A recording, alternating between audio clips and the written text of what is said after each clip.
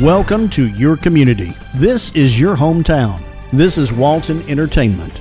This is where you can hear from the community and those making a difference.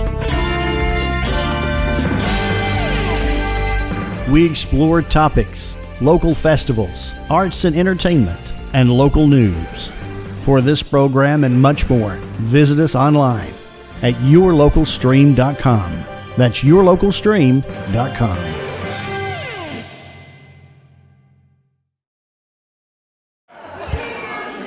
Welcome to our December membership luncheon.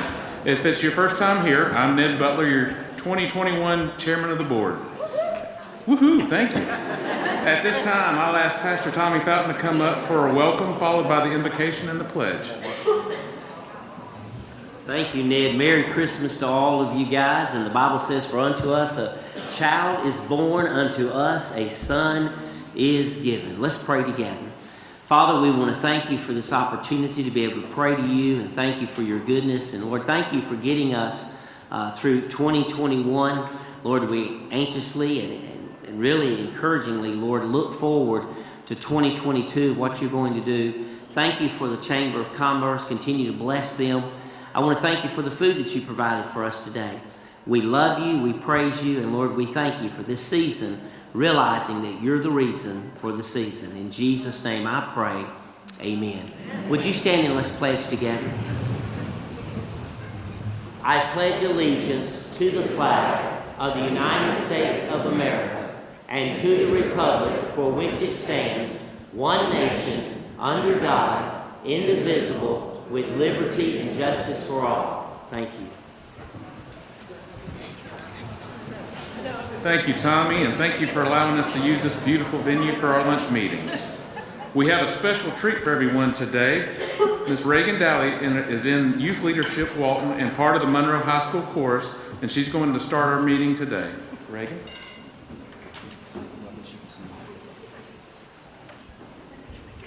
Hello. Oh, hi. My name is Reagan Daly. I am a junior at Monroe Area High School, and I'm a member of the chorus program. And today I'm going to be singing Winter Wonderland.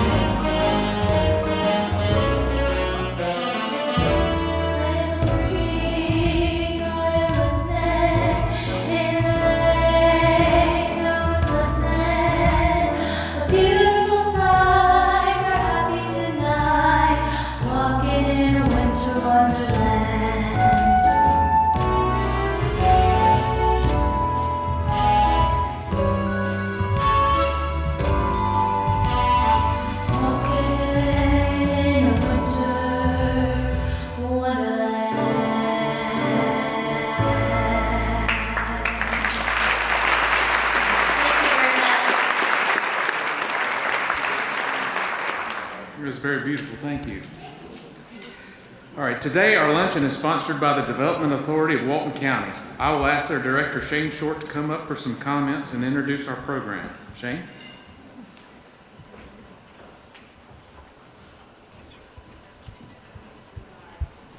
Thank you, Ned, and Merry Christmas to all of you. The Development Authority is proud to sponsor this luncheon today, and we appreciate all the support that the community gives us in what we do in recruiting industry to Walton County and beyond through the Joint Development Authority as well. But it's especially my privilege today to recognize your guest speaker. Since January of this year, I've had the opportunity to work closely with Chairman Thompson, and I can tell you, I don't know of any other elected official that has worked as hard and as consciously as David has since he has taken office here in Walton County. And I don't know if you guys know this or not, but the chairman works without taking a salary. He donates his salary. So all the time and the effort that he puts in is purely out of his own gracious heart because he likes doing it and he wants the best for our community. In my opinion, he's done a fantastic job so far in leading Walton County. So it's my privilege at this time to introduce your speaker, Chairman David Thompson.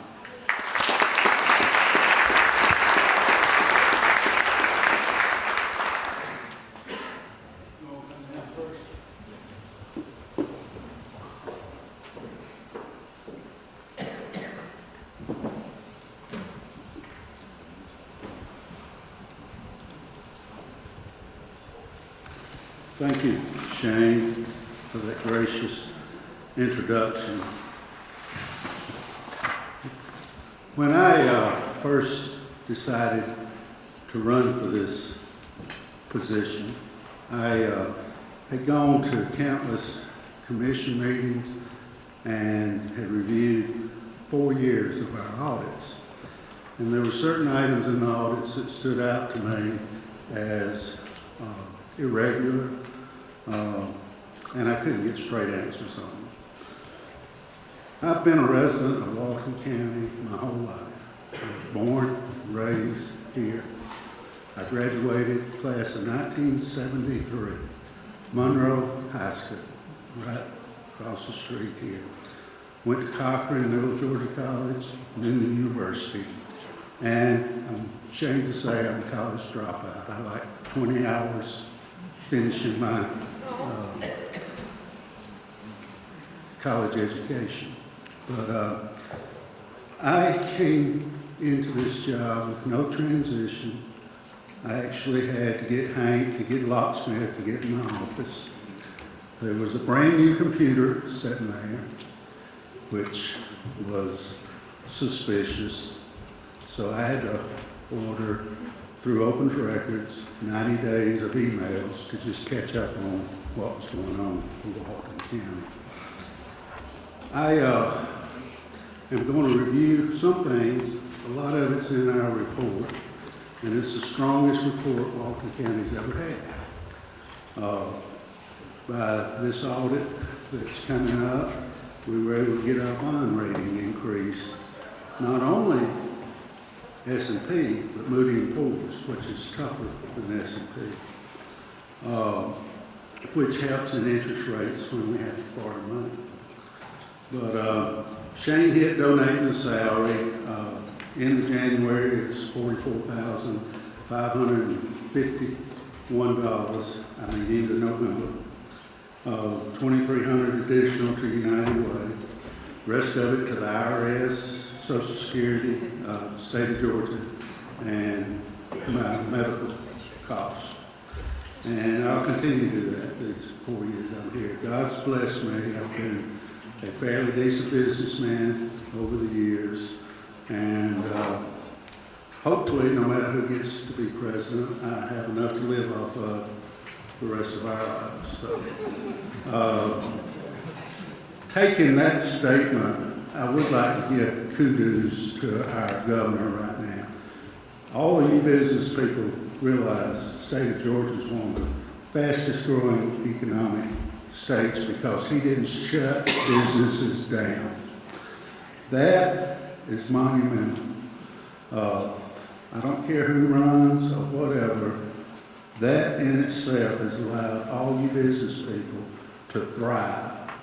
during these last 2 years. And it's allowed Walton County to benefit from that also. When I first came in, there were dormant funds. That's what I saw in audits.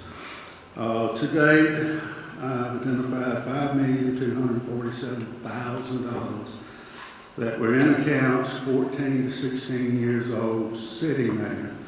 Half of them were not drawing interest. When asked what was this money in here for, we don't know. We since researched it and got it back into the general funds.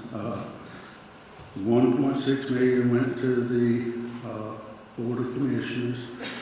3 million went to the Water and Sewer Authority.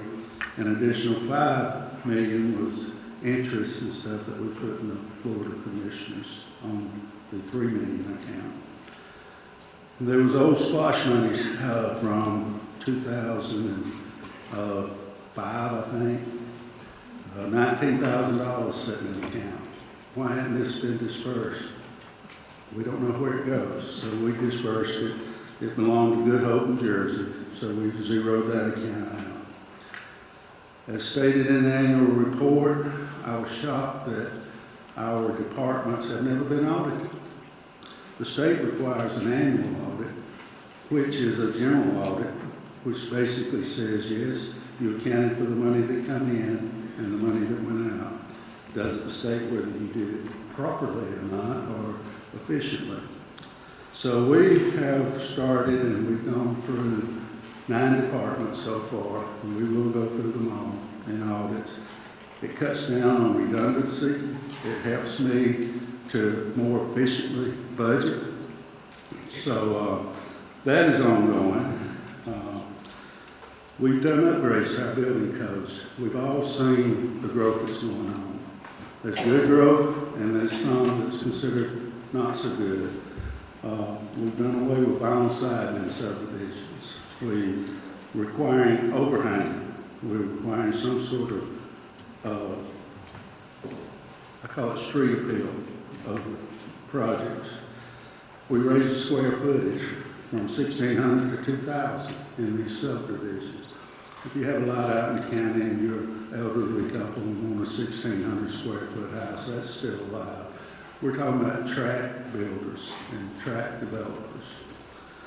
We've adopted a noise ordinance for Walton County. I was shocked there wasn't a noise ordinance.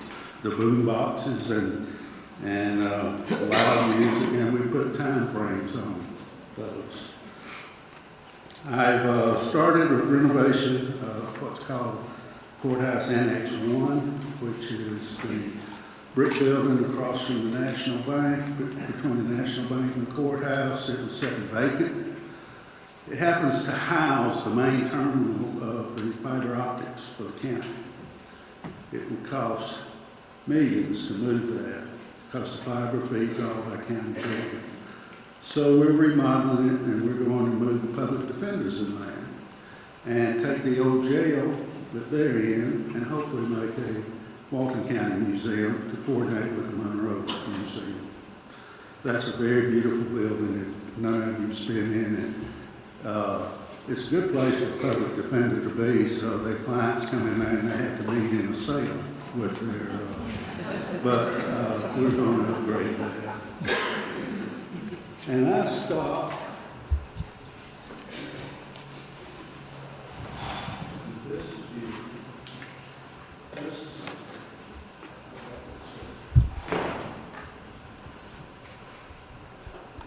This project here was planned. It was to tear down the Chamber of Commerce and Development Authority building behind the courthouse and build this. $7.8 million. And I asked, where are people going to park?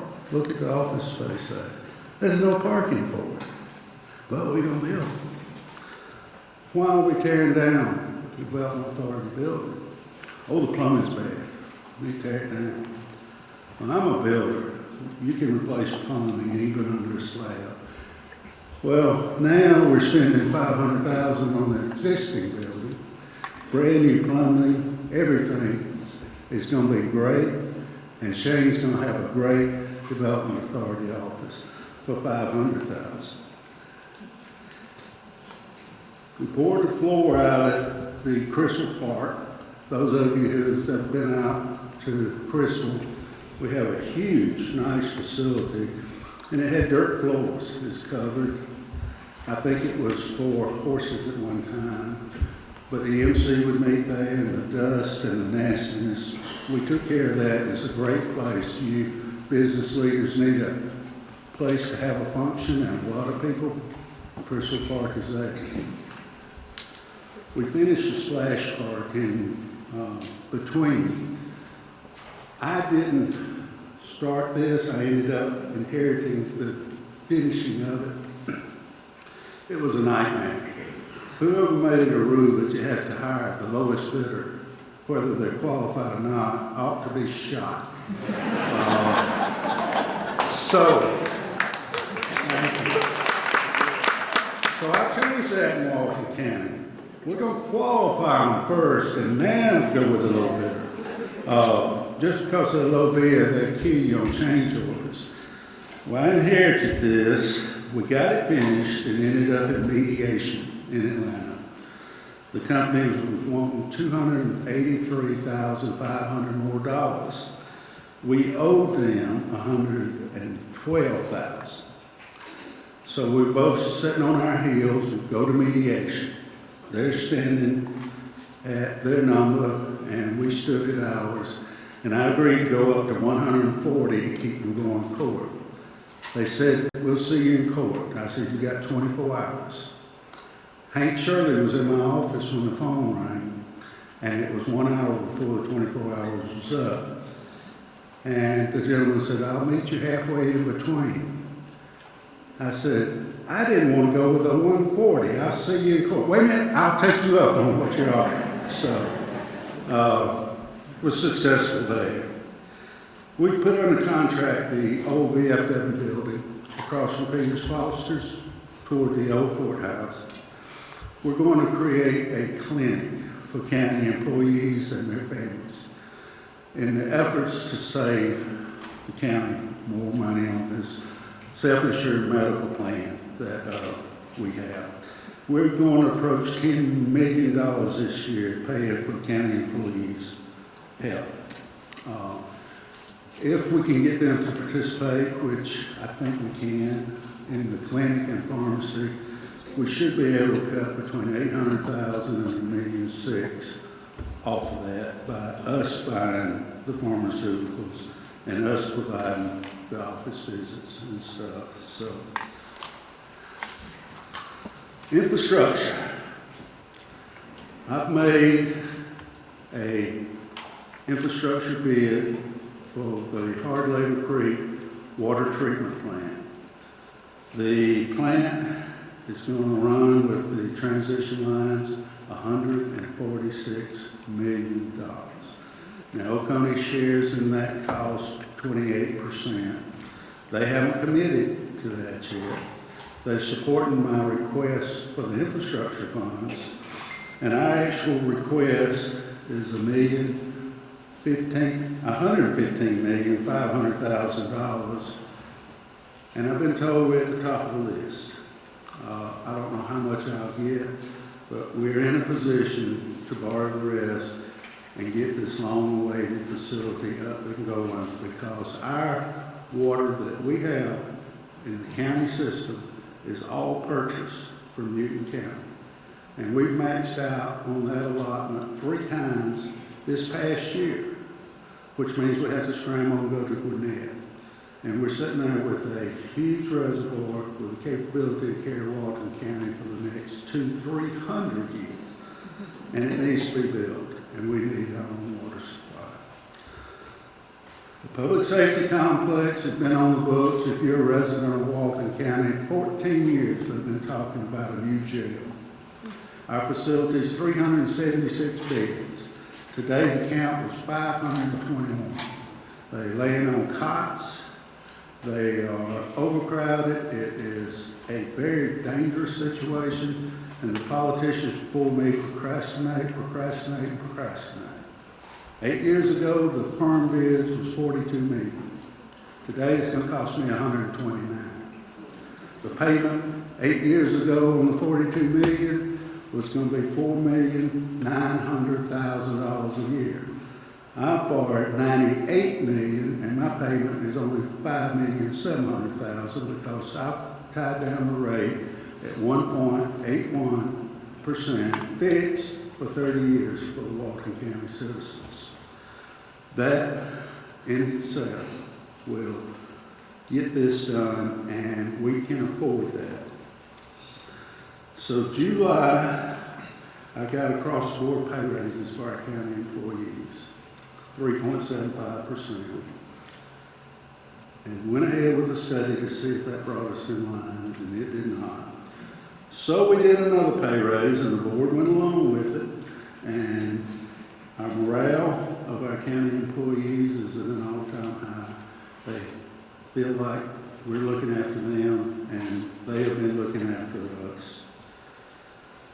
We had to spend money on our water system. Our water system, when I came in the office, I asked what, we had $8 million in that account. What do we need to do? Repairs, keep having all these leaks. Supply, we were having low pressure. There was $21 million in infrastructure needed to be done. That was on the books for 5 years. When I rebid it, it's $31 million. Well, we started with the first $10 million of it, and it's committed and the money is set aside for it. $9.1 million of that came from the COVID fiscal recovery funds. They clearly stated in their outline that it could be spent on water infrastructure. And I felt like rather than arguing with the feds, that's the clearest place to put it since we need it there. I refinanced the debt. We were paying a company to give the county financial advice. $60,000 a year. June, I canceled their contract. I think I can do better than they could. I was looking at the bonds. They hadn't even recommended refinancing bonds that were like 3.8% interest. And I knew what interest rates were. So we refinanced those bonds, saving the water department over 7 years, $2,066,000 in interest alone. This year, when I knew we were doing good, we got a very good present from the JCA this year. These funds represent what Walton County's paid over 20 years into the Joint Development Authority. And I got the pleasure to sit on this authority with Shane and some very distinguished gentlemen. A whole lot smarter than I am, but it's an honor to sit with you guys. This came back to Walton County. Our sales tax revenues have increased. I asked our department heads in January, I don't like the attitude of some departments. If it's budgeted, we spend it, or we won't get it next year. I said, well, then you're not getting a pay raise either. I said, we got to pay for a pay raise by not spending money just because it's there. Spend what you need, let's do what we need to do, and let's see how the rest of the year ends up. Well, to my shock, $17.4 million went back in the general fund. Now, that's not all attrition. There were 16 jobs in the sheriff's office that didn't get filled that we budgeted for. That was a large portion of it. This was part of it. There's other factors that contributed to it too, but I'm proud of the departments. Every department put something back in the general fund but two, and I've had a talk with them. We're working toward a team effort again for the county, and I'm proud of that. When I first came on site, I could go out to Hammond Drive, and they know when you come, they give you a foobah that you go on the door, it tells who's coming in. I could hear doors shut going down the hall. I was supposed to be the guy that was going to ask everyone. It's not that way now. They come out to greet me, and I appreciate that. There was one other item in the audits that I have to bring up. In the water and sewer department again, there was a $2 million contingency. Being in the construction business, a contingency is an item unexpected. It's there to cover what comes up if you hit rock digging a footer or something. Each year it would come up 2.3, 2.1. The auditors never made a statement about it. There was no contingency.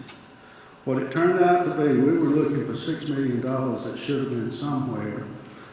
And I know now why the previous financial director left before I came into office. She mistakenly put the bond payment that Oconee County was making in the income column of the Walton County Water and Sewer. She couldn't zero out the account, so she created a contingency to make the account zero out. There was no fraud, thank God, but there was no $6 million either. So we've gotten that straightened out. We also had 2 contractors with the county that were just considered the county's contractors, and they had open bidding. We have stopped that. Everything is bid. And in addition to that, our county attorney, very first week, we had a rough week. I called Mr. Benton in to be my representative. I wanted a contract, and he was billing hourly. And I know the problem with hourly billing and a lawyer, you hate to call him up to get advice because you know the clock is ticking. I knew my department heads were scared to call for legal advice. Once Chip realized that, he easily went into an annual contract with the county. And now all department heads can pick a phone up and get good legal advice without worrying about going over budget. And he has apologized, saying he didn't realize that was the perception of department heads, but that's the way it's been going for years. And the last 2 items, those of you here in the city of Monroe. The county has 2 buildings, the old National Bank building where the County Extension Service is at right now, and the building behind it where the USDA is at. Well, the USDA has been told to vacate. County Extension, we're building them a new building at Crystal Park. And as soon as they become vacant, I'm going to have an old-fashioned public auction on the courthouse front steps, and we're going to put those back into private hands to help downtown Monroe and to put them back on the tax books. These buildings would be an asset to what's going on in Monroe. The county really doesn't need them, and I'm working on that. And other than that, that's about wraps it up. I think the rest of it says for itself. I'll take any questions if anybody has them, and I hope I can answer them. Good. No questions. Everybody's ready to go home? Mr. Chairman, Yes. thank you for putting those buildings back on the tax roll and putting them in private hands. We're excited about that. I'm excited about it. We're going to get what's it called? Top-notch appraisal? MAI, thank you. There's so many letters in government, I get them mixed up. John, we'll get an MAI appraisal, and that's where the bid will start off. And it'll go from there, and I want to do it myself and see where it brings. I've attended a many auctions. My wife hated it when I go to an auction. You got a nice ring at one of those auctions. But anyway, thank y'all for allowing me to do this. I appreciate it.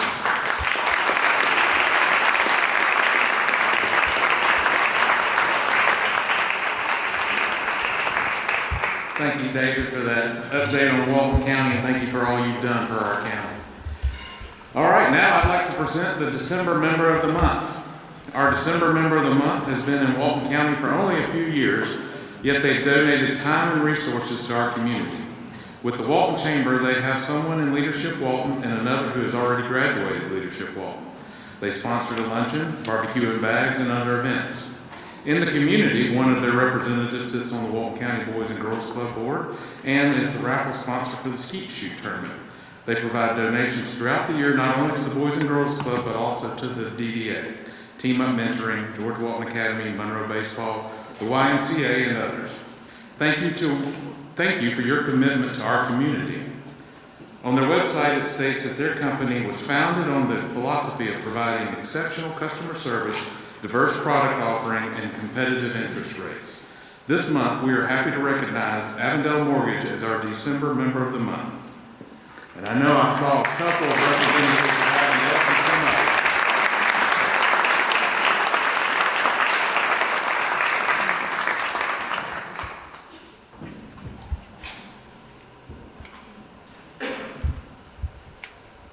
I just want to embarrass you in front of everybody. Make sure everybody's like, oh, no. Thank you.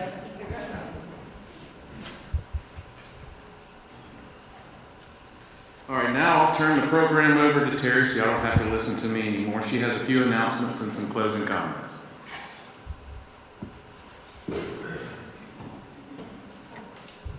While I make the announcements, if you did not put your card in for the Norcross drawings, you can feel free to come up here and do that. So real quick, thank you to Chairman Thompson for our county update today. That was a great update. Thank you to the Development Authority for sponsoring. Congratulations to Avondale Mortgage. Thank you to 1025 Church for hosting us for our luncheons this year. We really appreciate being able to meet in this space, and parking's not an issue, and it's just awesome. So a very special thank you to our chairman, Ned Butler, for serving this year. Y'all help me.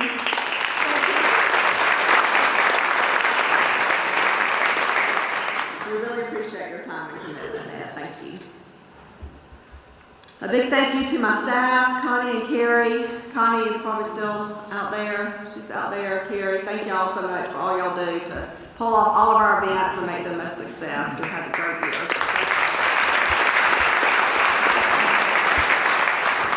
And a few announcements. So we are hiring in addition to our team. Carrie's not leaving. That seems to be like the question of the day.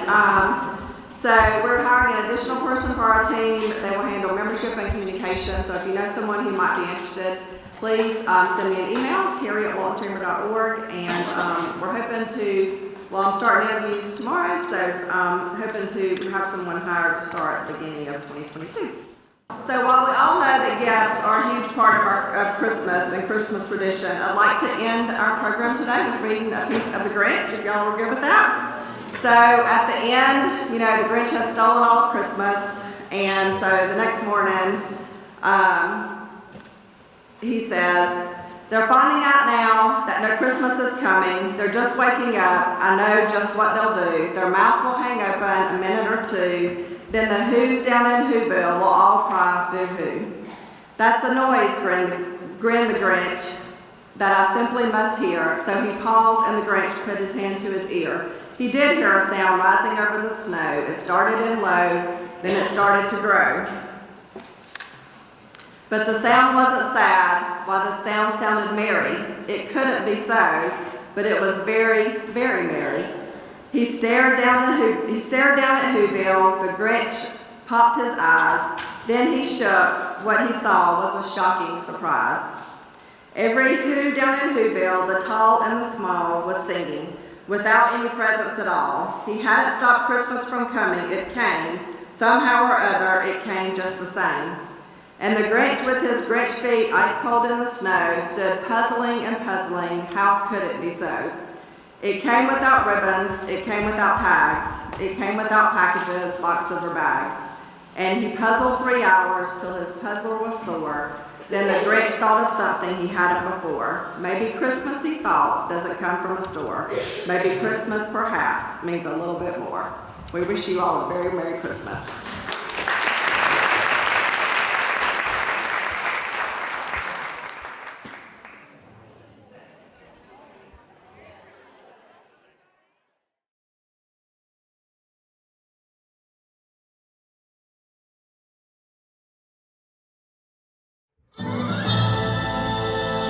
Creative artists can offer you a wide range of video production.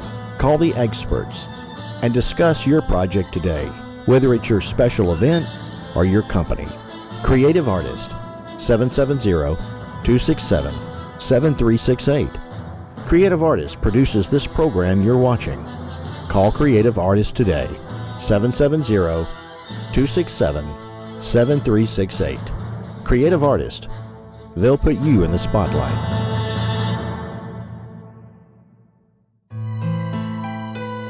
The mission of Project Renewal is to provide the support and services necessary for families and individuals in the Georgia counties of Rockdale, Newton, and Walton to live in a violence-free home.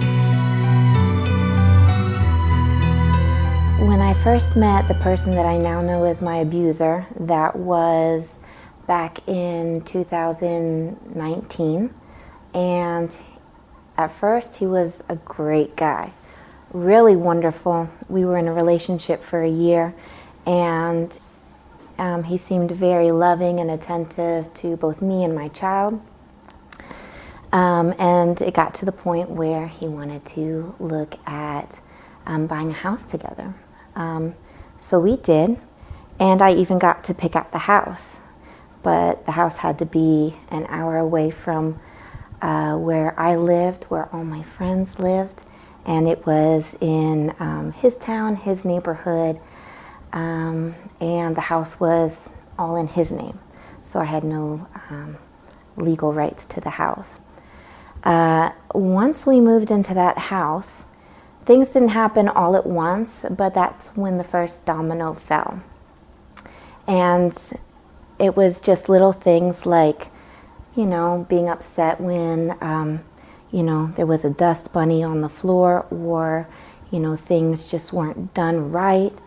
And then it got to the point where he was coming and going with no explanation to me. But I was not permitted to do that. It got to the point where I couldn't even leave the house and go grocery shopping without permission. That relationship in that house was ongoing for about 8 months, and the final straw was when I did go to the grocery store without permission, and he sent me a text saying that he would not get my child from the bus stop that he left the house. I had only 10 minutes to leave the buggy with everything and try to rush back home. And from the outside looking in, you would never ever guess that any of this was going on. It looked like a really wonderful relationship. And from my own account to other people, it would have sounded like it was perfect and wonderful. But that's just kind of how things end up. You hide things yourself. You kind of don't want anybody to know what's going on at home. It got to the point where one of my friends, this was in March, one of my friends became so concerned for me that she called the authorities to come and do a welfare check on me at night. The next day, I knew something had to happen, that I couldn't stay there anymore. That was a week after he had abandoned my child outside when the bus was dropping her off. She was in kindergarten. I went to my child's school and I talked to the school counselor because I knew that I had to flee, but I didn't know where I was going to go or for how long. And I was worried about my child missing school. And once they found out what was going on, the counselor, she put me in touch with Project Renewal. And when I spoke with the crisis counselor at Project Renewal who took my call, I told her, I do have a problem, and this might sound, kind of silly, or you might not understand, but I have pets. And she interrupted me. She said, say no more. She said, there's a resource. So Project Renewal even knew the resources where my pets could go while my daughter and I were in a domestic violence shelter. And she said, if we can get all that set up for you, will you leave today? And I said, yes. I had no idea what to really expect from being in a domestic violence shelter, because I'd never been in a situation like that at all. And so at first it's scary, it's lonely, and you feel like not only have you failed in love and in life, but now you're in a domestic violence shelter. And I remember thinking to myself, I've hit rock bottom. I'm in a domestic violence shelter. And it wasn't until several weeks later when I realized that my mindset and my outlook was wrong. Rock bottom was the day before I got to Project Renewal. The day I got to Project Renewal was that first foothold getting out of rock bottom. Being here at Project Renewal, I didn't have to worry about, where am I going to sleep tonight? Is my daughter safe? What's she going to eat? Here at Project Renewal, not only do they provide you with really good home-cooked meals, they have a cook who actually takes the time to ask, what kind of vegetables does your daughter like? What do you guys like? Dietary restrictions. They also have a children's case manager that takes care of the kids and what they need. And so not only were our needs being met, our physical needs as far as housing and safety and food, our emotional and mental and spiritual needs were being met as well. And just everybody here was so kind and friendly, and was either a sister to me or a grandmother to my daughter or even a mother figure to me. So being in an environment like that, it just made it so not easy, but such a doable feat to go out there and get myself set up for success again. Because I had just, bought a house with the person that I thought was going to be my forever person, and it turned out it wasn't. And having to start from scratch again, that's really, really hard. But they made it so we could do what we needed to do. And we had essentially that soft place to fall in the time that we needed from then to get back up again.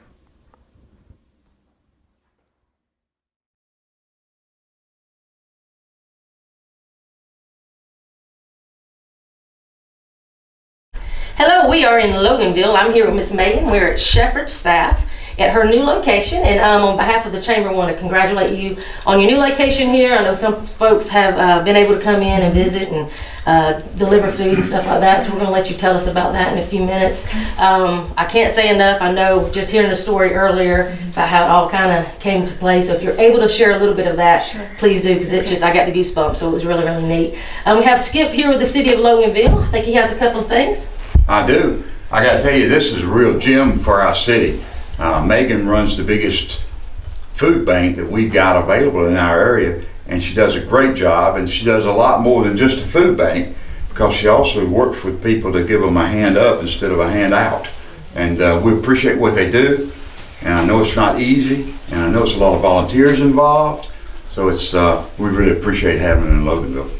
Thank you. Thank you, Skip. Guys, we are so excited to be here at our new location at 2240 Commerce Drive.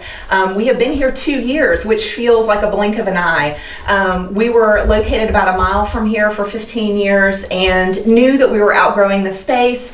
Our building was sold and we knew we needed to relocate, and started looking in September of 2019. Had no idea what was coming with COVID in the spring. So we found the building. It was not listed on the market. We came and looked at it and started working with the gentleman that owned it, and it was very interesting. He did Department of Defense government contracts for the Air Force, and he should have been in Cobb County. And so as we started talking with him and getting to know him, he really believes that he was the broker of the deal. He was just here to make sure that Shepherd's staff got the building that really always belonged to us, which that's amazing. In God's currency, nothing really works. We have to trust in him. But we closed the deal February of 2020. It took us 2 weeks to move, and then we were open 1 week before COVID. So had we waited to close the loan, it wouldn't have happened. It would have been the first week of shutdown. So we know we are blessed to be here. It is a sovereign thing that has happened, but we are so blessed to serve this community. We will have more than about 1.5 million pounds of food move in and out of the ministry this year.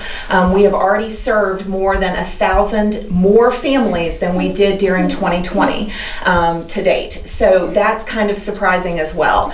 But we are so blessed by a community that comes around and supports us. We are so grateful for the Chamber and our partnership. And we are just so glad that you guys are here with us today. Excellent. Yeah. Well, tell people how, just in case they don't know. Sure. They can find you on Facebook. Yes, we are the Shepherd Staff Ministries Incorporated, and you guys can friend us. We friend everybody.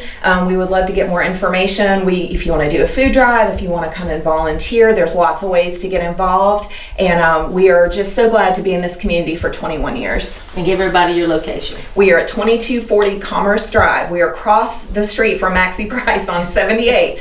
Really across the street from Trinity Prep Academy down on Commerce. Excellent. Yeah. Well, again, congratulations. Thank you so much. Are you ready to go cut your ribbon? Let's go cut the ribbon. Good deal. Yeah. You got just a minute for one more thing? Uh-oh. Also, if anybody's got money that they would like to donate to something for Christmas time and help a lot of people in need, the Shepherd staff would be one good place to do it. The Lions Club that I'm associated with, which is a Legacy Lions Club, we donate $350 to the Shepherd staff every month, and we're very proud to do it. As a matter of fact, we gave them a check this morning. Have you already given it, Chuck? Yes. We're already giving a check to Megan for $700, which is covers November and December. And it's a little thing, but you know, when you add the little things up, yes, sir, it allows big things to happen. So we appreciate it. No, great. Thank you. Thank you. All right. All right, couple more. Ready? 1, 2, 3. There we go. Thank you, Lord. That's a bird old training. I don't know what your hair is.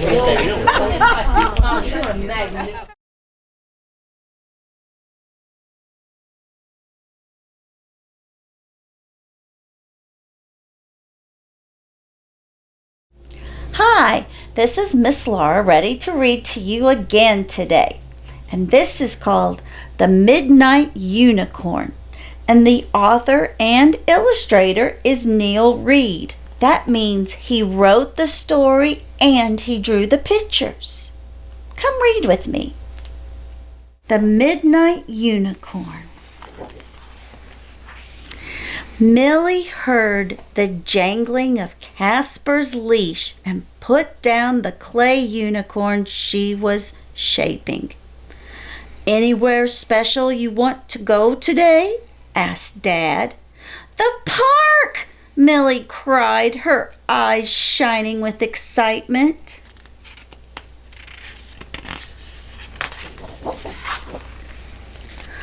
Okay, said Dad, but wouldn't you like to go somewhere else for a change?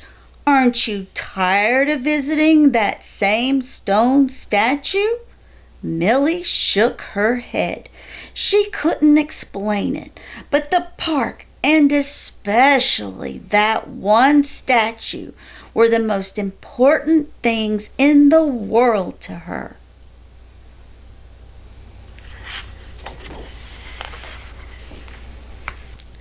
The park was quiet, except for the sound of dry leaves crunching under their feet as Millie led the way down the path. Almost there, almost there, the quick rhythm of her feet seemed to say. One more bend in the path, and there it was, a small stone unicorn, molted with age and weather, slightly mossy around its hooves. We can't stay too long, Millie, said Dad. I'll be right over there on the bench if you need me.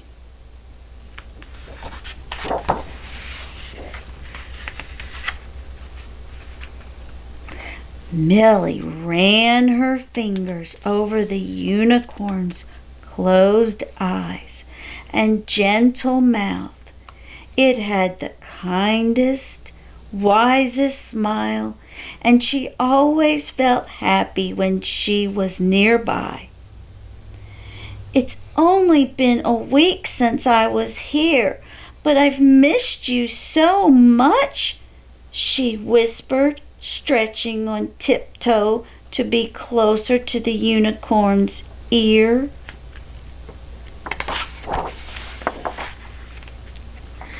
As Millie pressed her hands against the statue's graceful neck, she felt the stone shiver. Suddenly, the unicorn's hooves lifted off the ground, and he pranced beside her. "You're alive?" she gasped, feeling surprised but not afraid. The unicorn pressed his nose softly against Millie's cheek and then bent his magnificent head so she could climb onto his back. The ground fell away beneath them as he sprang into the sky. Casper bounded after them, barking with joy as his paws left the pavement.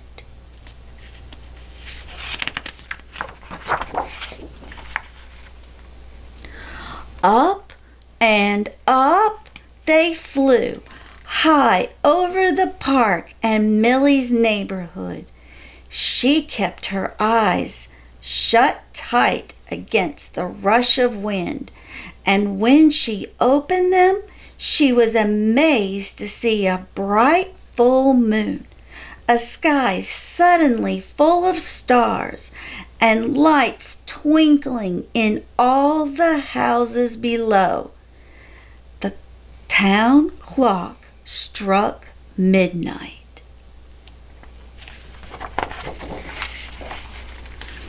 As Millie and the unicorn flew over the hills and forests and lakes, dark clouds gathered around them and thunder boomed.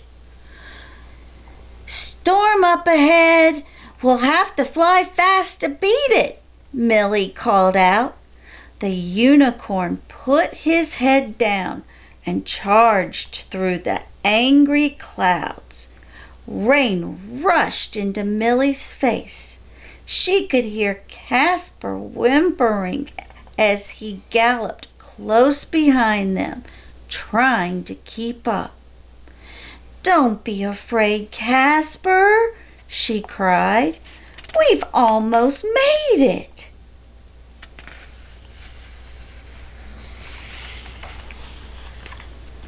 As they blasted through the last bank of clouds, Millie cheered and patted the unicorn's strong neck. He swooped down low over the tops of glistening moonlit mountains so she could run her fingers through the snow. "It's beautiful here," said Millie, "but could we find somewhere warmer now?"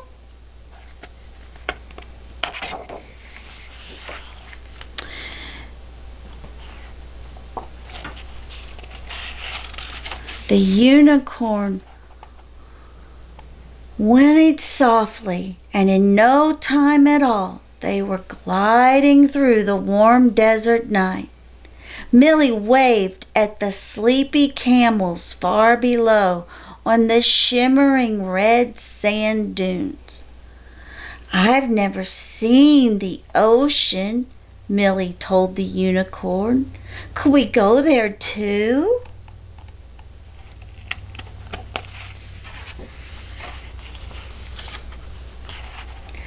The unicorn turned sharply, and soon they were gliding over a sparkling sea. Waves rolled and crashed along the beach, and when Millie looked closely, she could see that there were other unicorns prancing in the foam. The unicorn spiraled down, down, down, right into the breakers. Millie laughed as they bucked through the salty spray, racing the others.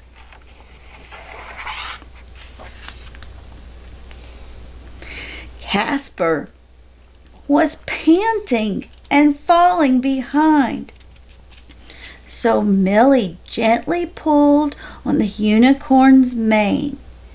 He climbed easily into the air and landed on a rainbow where Casper could rest. All alone in the dark sea below them was an island. It was lit by a shaft of golden daylight at the end of the rainbow, and Millie saw that a herd of unicorns waited on the beach.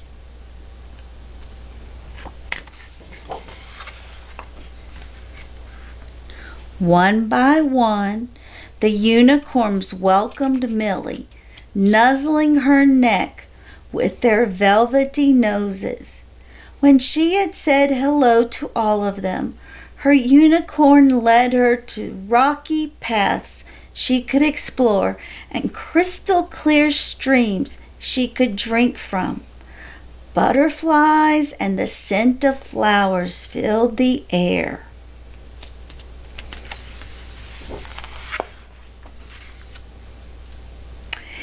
At last, exhausted by all their adventures, Millie, Casper, and the unicorn lay down on the soft grass.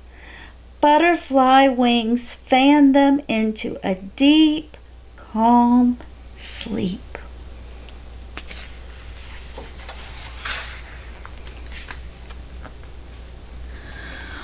Wake up, sweetheart, it's time to go home. Millie opened her eyes and looked up at her father. Were you worried about me, Dad?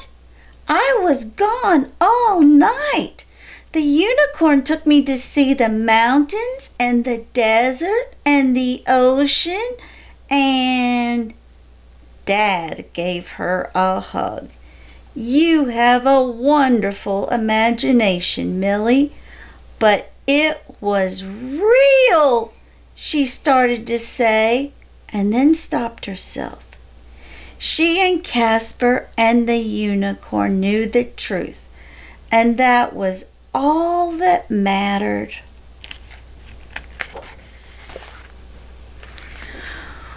Ready to go now? Asked Dad. Almost, said Millie. She stood beside the statue and kissed its smooth forehead. Thank you, my midnight unicorn, she whispered. And as she turned to follow her father down the path, Millie was sure she heard the unicorn whining a soft goodbye. The end. Where do you come alive?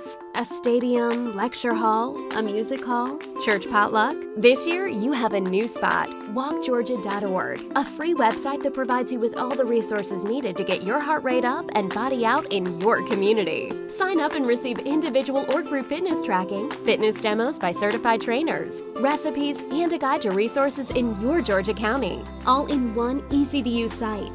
When you move more, you live more. walkgeorgia.org.